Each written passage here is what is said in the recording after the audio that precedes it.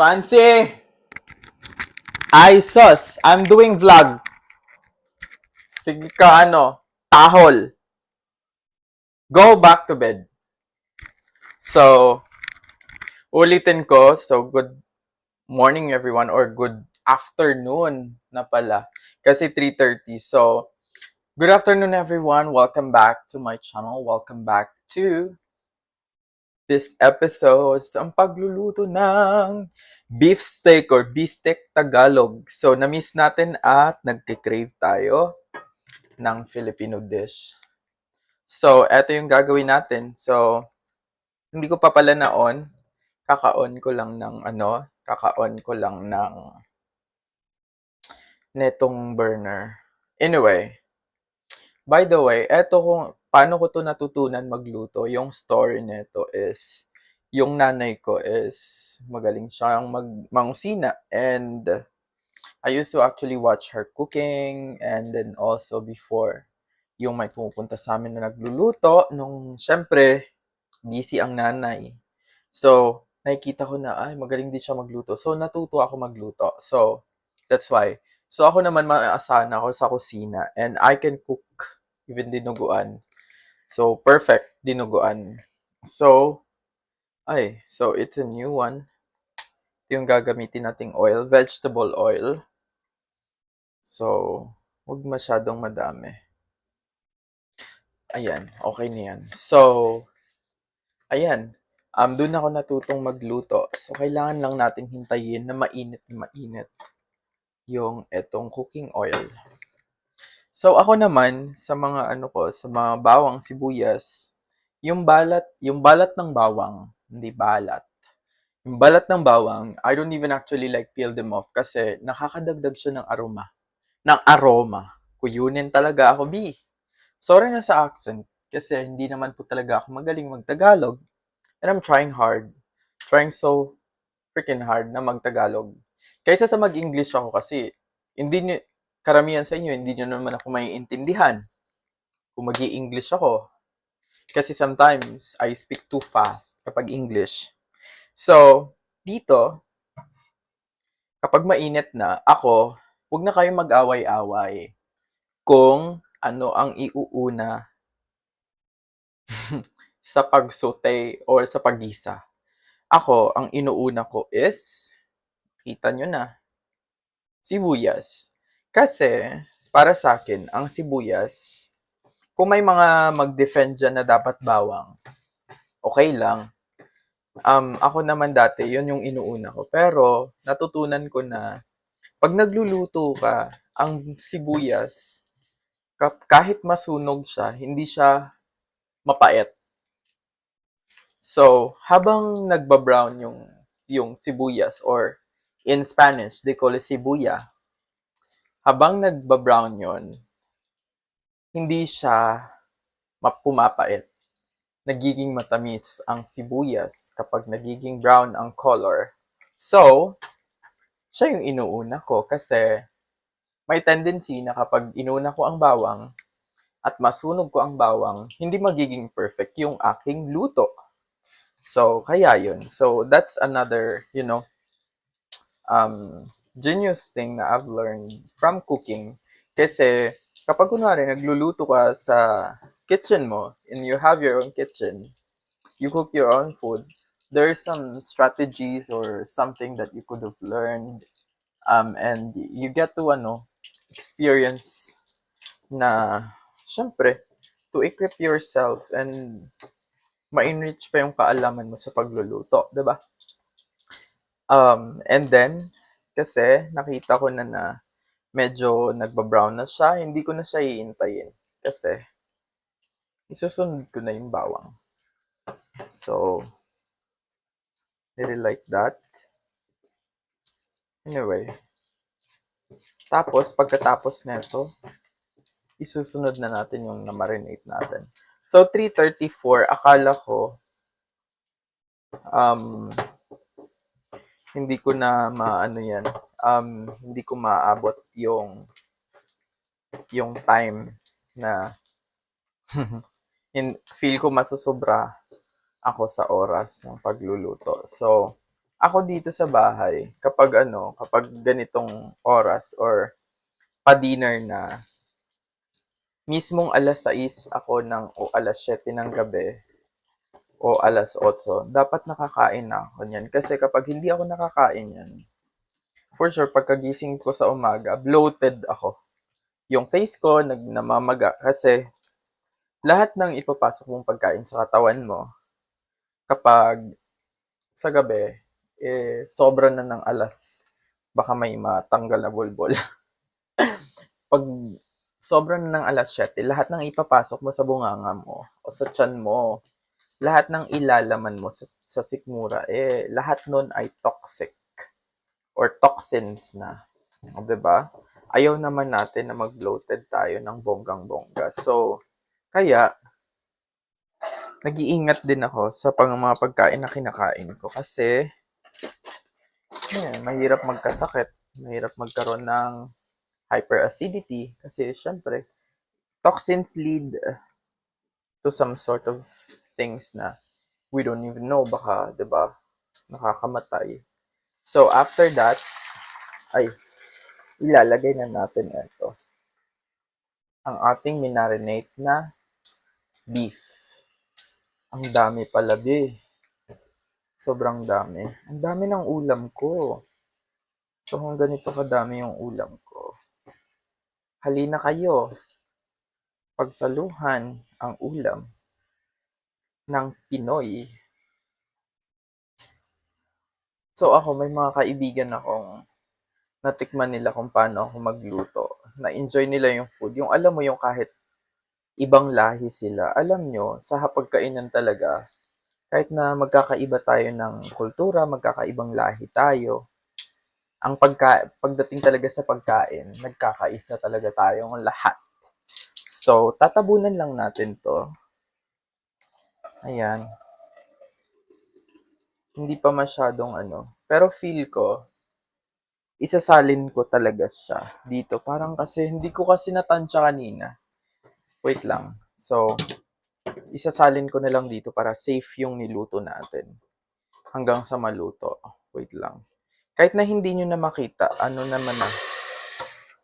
napakita ko naman na sa inyo kung paano nag-marinate at kung paano ko nag-start na nagluto. So, ayan, kailangan lang hugasan ko agad to. Kasi tamad akong maghugas ng plato.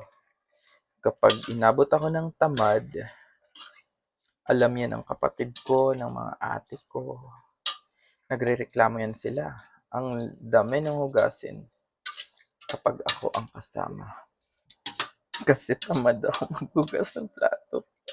Sino yung mga na hindi tamad maghugas ng plato?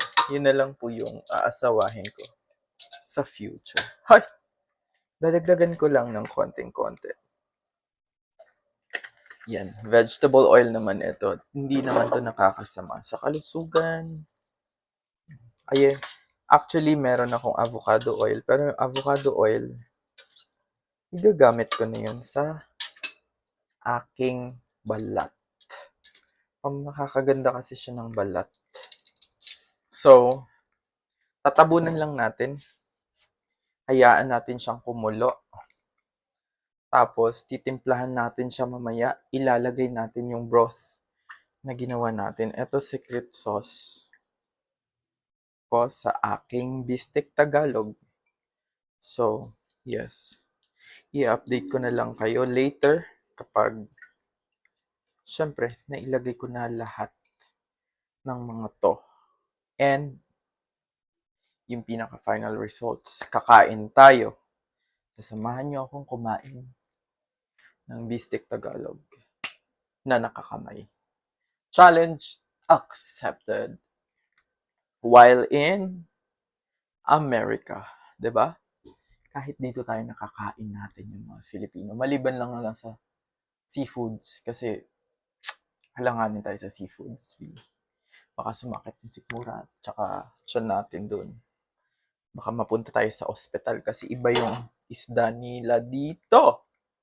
Iba. So, see ya. So, hello, welcome back.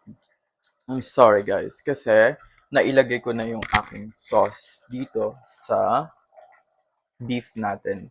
So, ako pala yung nagluluto beef na, ng beef steak na ayaw kong nasunog or sobrang ano na, parang toasted. Ayoko ng toasted. Gusto ko sa beef na medyo hindi siya well done.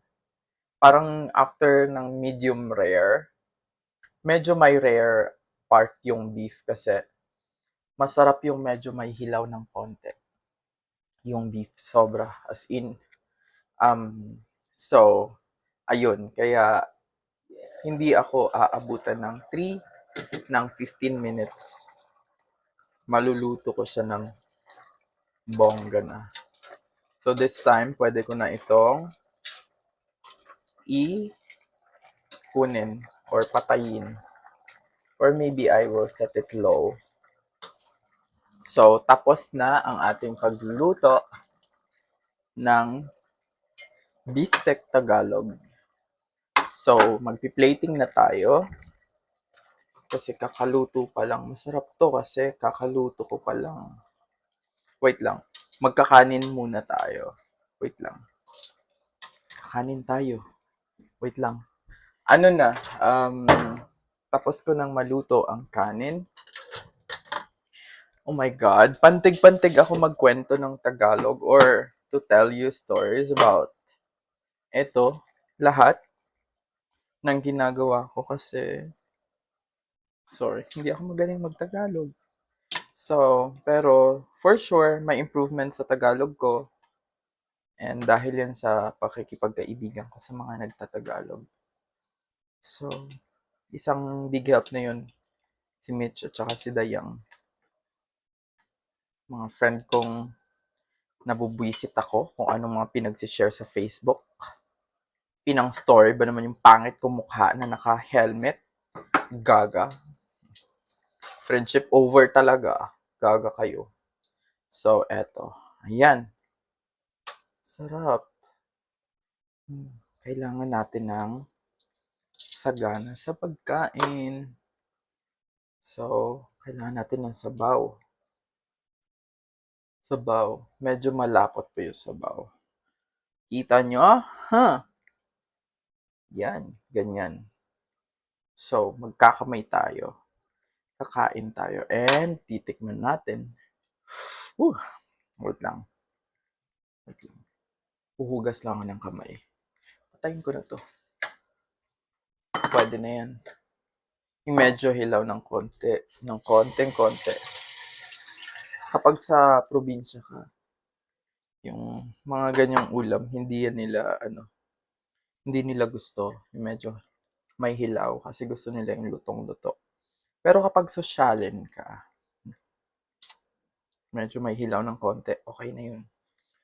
Huwag lang sa isda kasi at saka sa salmon, baka salmonella ka.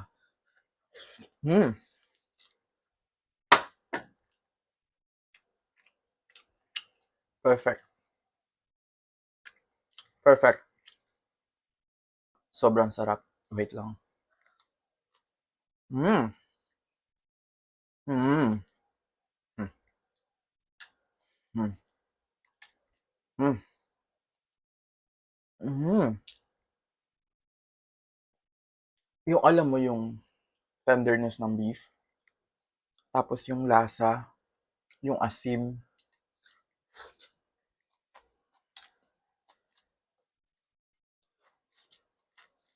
tsaka yung kagat ng anghang ng sili na nilagay ko, tsaka yung mga paminta, lasa ng star anise. Nanood talaga siya doon, B. Sarap. Pakasarap. Hmm. Mabuhay tayong lahat. Lord, salamat sa pagkain. Dito na siguro ako kakain. 'Di ba? Or, sige, magdadamit ako para respeto ko na lang sa pagkain at kakain tayo. Wait lang. Nakadamit na tayo and napansin ko yung table ko. Andito pa yung mga pinamili ko kanina and Ang dami pa akong pagkain dito kasi meron pa akong pizza. Guys, to prove you that I still have pizzas, 2 box yan sa ilalim.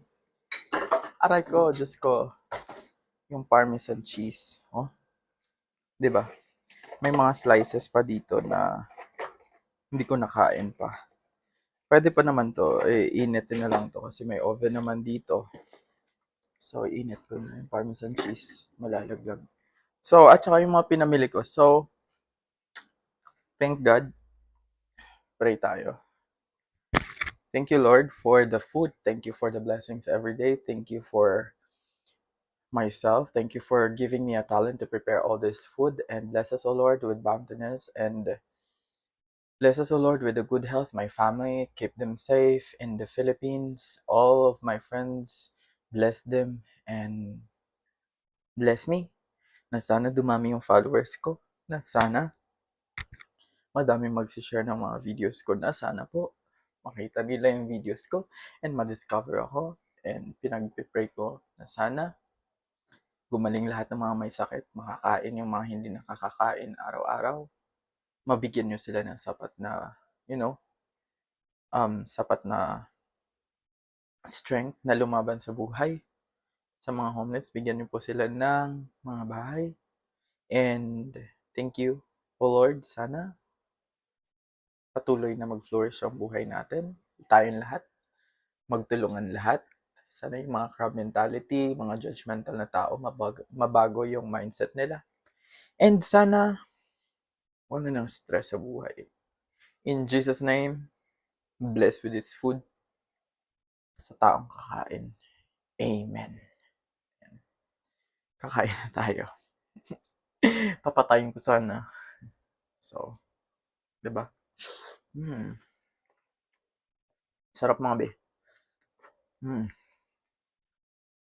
Kain. Sibog tayo. Alam nyo, naalala ko, sa probinsya, nakakakain na tayo ng ganito. Sa kasalan, birthday. Pasalamat ako sa buhay ko ngayon kasi kahit na hindi birthday, walang kasalan, nakakakain tayo ng masarap na pagkain. And, syempre,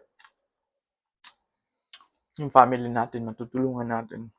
'Di ba?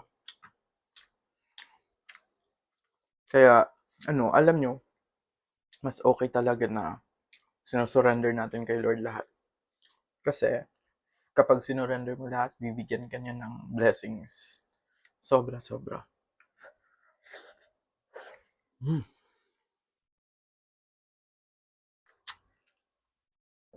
Kaya ang laki ng tiwala ko sa itaas. Kahit na sobrang stress ko na at na-depress na ako sa buhay. Grabe yung depression ko, B. Mga B. Hindi talaga biro. Yung iba dyan, hindi nagsispeak out, diba? Hindi sila nagsasabi na stress sila, depressed sila. Malakas yung loob ko. Hindi ko pa nakukwento, pero siguro, sa mga next episodes, gagawa ko ng, or, mga friends ko, gusto ko silang may mga tanong sa akin. Or kayo, kung gusto nyo nang may mga tanong sa akin, personal questions about emotions, about kung anong lahat-lahat, diba? Sasagutin ko yun. English, Tagalog ko yun, and Bisaya. Spanish, whoever like my Spanish people here, on Facebook, on French, I'll try to answer it. Diba? So, yeah. Sarap. Maubos ko na siya. Grabe.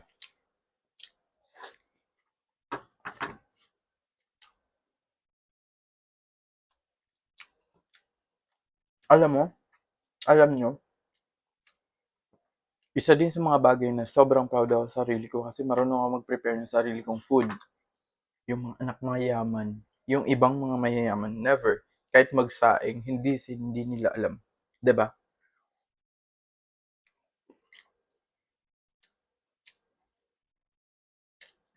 'Di ba?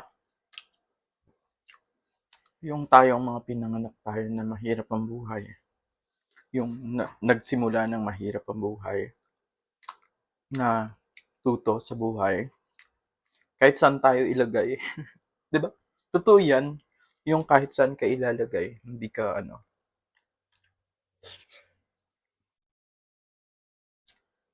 kaya mo.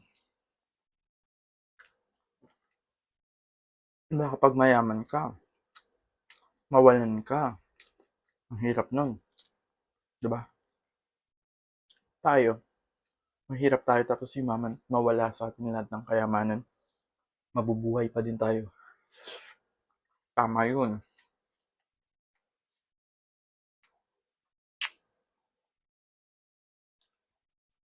Tapos ko na. Pero kakain pa din ako ulit. Dadamihan ko yung kakain, yung kain ko ngayon. So, since naubos ko na, salamat mga panunood nyo. Salamat. Hmm, relate. Pag masarap yung pagkain, ang sarap. Thank you, Lord. Thank you. So, dito ko na lang tatapusin at ikakat ang aking vlog. Salamat sa mga manunood. Salamat sa mga nanonood. Salamat sa mga nagsishare. Kukonti pa lang yung mga nagsishare ng mga videos ko. Pero, Lord, sana bigyan mo ko ng mga madaming mag-share. 'Di ba?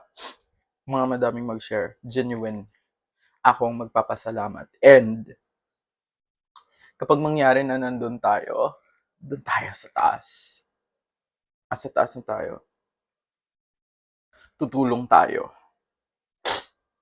Sa community na kung saan ako, gusto ko magkaroon ako sa elementary school. Gusto ko magkaroon ako ng pavilion na doon ginaganap yung mga pageant, doon ginaganap yung mga recognition day. Gusto ko ma-achieve yun. Gusto ko ma-achieve yun. Para at least, meron akong pavilion na magsisimula mangarap yung mga bata at saka, 'di ba, for educational purpose and things like that. I wanted to do that. I wanted to give back to my community. 'Di ba? So, thank you for watching. Pag naalala ko yung hometown ko, nakaka-hurt ako. Ganun, nami-miss ko yung mga tao doon. Kasi, doon ako naglaki, lumaki. And, mm, na-miss ko kayong lahat. Taga Little Karamay, miss ko kayo. Thank you for watching. Like and share. Share nyo. Bye. I miss y'all. Nag-crave ako. Na-miss ko kayo. Na-miss ko yung hometown ko. Na-miss ko lahat. Nami-miss ko kayo lahat. Bye.